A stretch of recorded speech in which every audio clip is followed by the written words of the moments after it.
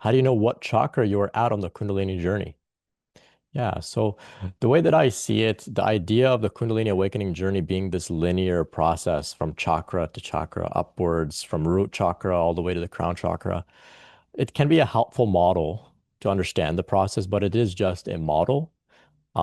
This is far beyond just these very simplistic categories that we have, or these directions we have of upward or downward, right? This is the divine unfolding completely beyond the limitations of time and space. And so the question of, how do you know what chakra you are at is a tricky one. And I would say rather than trying to discern that, I would just let go of the entire question altogether. Just understand that your entire system is transforming here. Your entire system, head to toe, is under transformation. At times, you may note that there are significant phenomena or experiences or themes relating to particular chakras or areas of your body.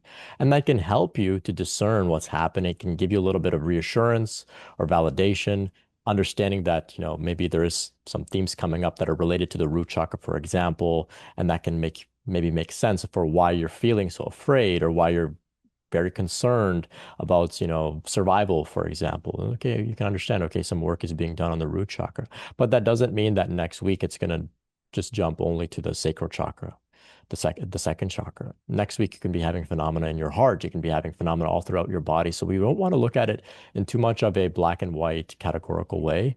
It's just a useful model at times. You want to think about it like puberty, for example. Like puberty, the entire body goes through transformation.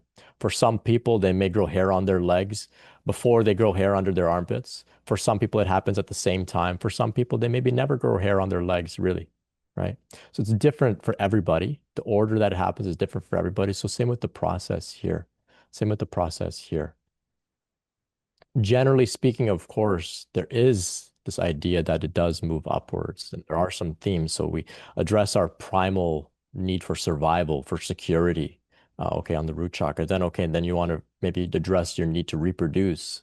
Then maybe you work up to the solar plexus. Now it's more about power, okay, willpower, power over other people, power over your situation.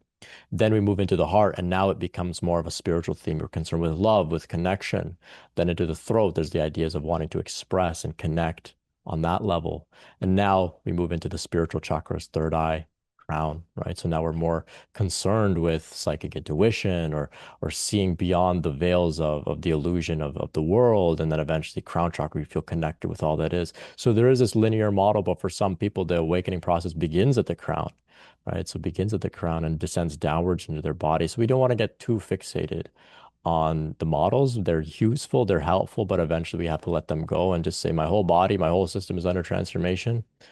I'll just support my entire system in that way. Yeah.